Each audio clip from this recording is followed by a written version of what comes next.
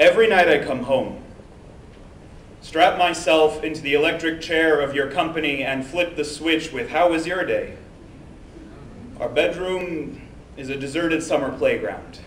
You called me the permanently rigid post, and I said, "You are a silly tetherball caked in mud." You asked, "Do you feel any closer to me?" And I said, "We're moving in circles, but it's the other way around."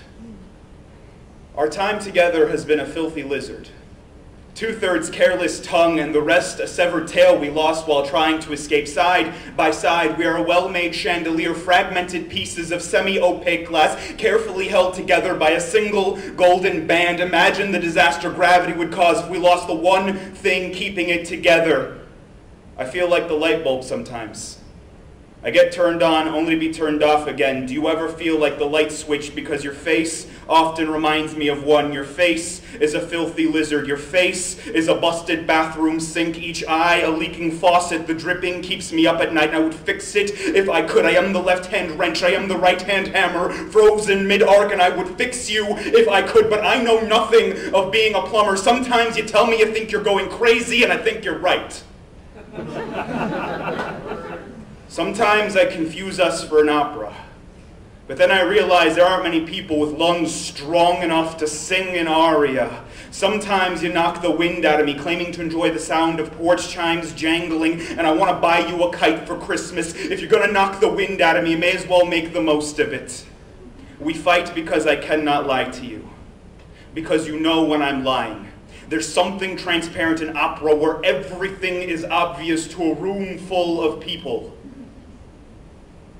But when I tell you the truth, I see smoke in your eyes.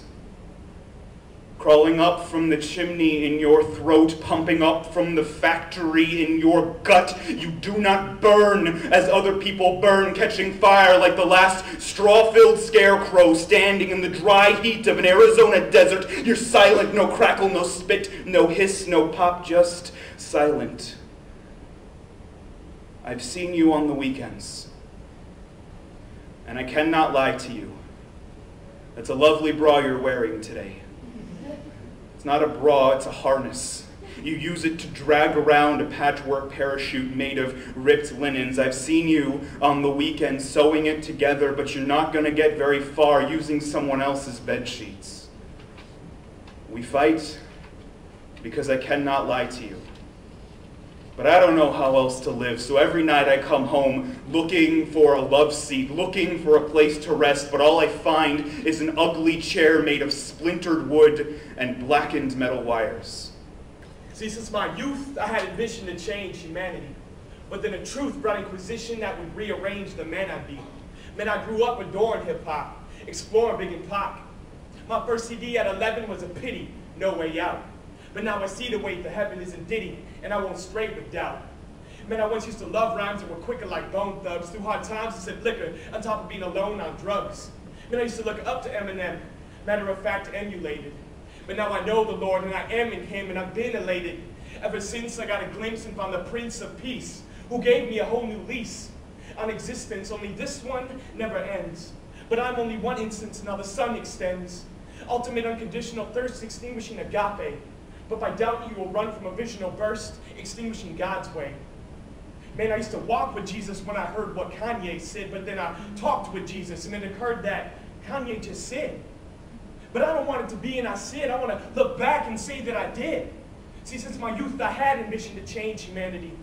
But then a truth brought inquisition that would rearrange the man I'd be. I once pondered suicide from a heart that was hollow, squandered by the pride that I thought I had to swallow. I once wandered, but now God will guide my words to follow.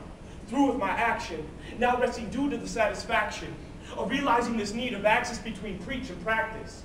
So I know I must act this, because God will back this. When I admit without Christ I lack His strong base. So I seek His love along His grace, for He took my wrong and He did erase.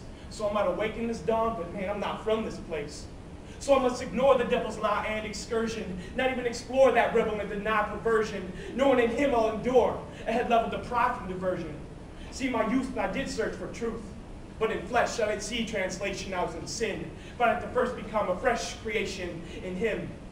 Now seen in order to make change, not to change me, but through these, son, and rest in what He's done. Because what is done is dead, and what is dead is done. So from the evil we must rid and look to the sun. Man, I know though today it's a rarity for us to remain patient.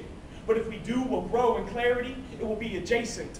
If one would just be still and wait on him, he will demonstrate his truth from within. But how can we see the truth with the refusion, knowing that Jesus is the solution? Because he took my spirit and he fed it. Man, I need a freestyle now because I got to give him all the credit. I forgot the end line, but in time you'll find that Christ is the way. I don't care about the first place. I just want Jesus to be in my first place.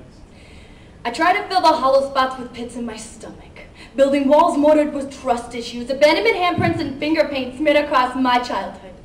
The big house with a blooming garden, talking to myself, playing imaginary games about Prince Charming. I kissed my best friend when I was 7, told him to close his eyes and make a wish upon tire swings. When he opened them, he smiled and ran. He never looked me in mine again until I beat him up on the playground a week later.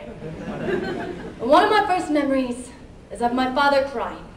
My mother sat across from him, a cold pillar of bad choices bundled in low self-esteem. She said, "If you love me, then make love to me." Her 9-word slicing apart a marriage held together by 12-hour workdays and 2 little girls laughing. If children are born so innocent, then why do we understand so much? And barely old enough to stop crying over stubbed toes, I tried to stop my parents from fighting, even as my father pushed my mother down the stairs. And Mommy was only doing laundry with the neighbor, Daddy. But why was your bedroom door closed? See, we asked questions to prove we would remember. Handwritten bills ghosted by psychiatrists for meetings about forgiveness. Forgive Mommy for turning down invitations to your last high school shows. My walking up through graduation alone, finger pointed at my back, hearing she did what she had to survive. And fed by other people, since work was only 3 days a week and I couldn't eat at home. You chose a man over both your daughters. You fucked the neighbor instead of my father. You leave shoes to fill on my size so I can follow. A vicious cycle of mentally abusive boyfriends cheating behind my back so I'll be better. I'm gonna break your trends and be the new trendsetter. And learning from your actions, I cheated on the very first man that ever loved me. Long days drawing to a close, only to hear him say, "I'll be home later."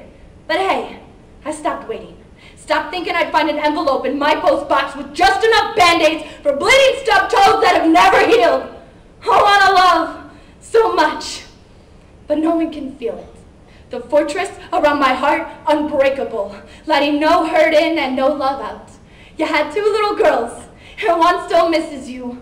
And 2 little girls, and only one still remembers you. Last casting dirty looks where smiles used to be. Replaced by a sense of failure as my mother instead of hope to be my mentor. I knew everything, but now I don't.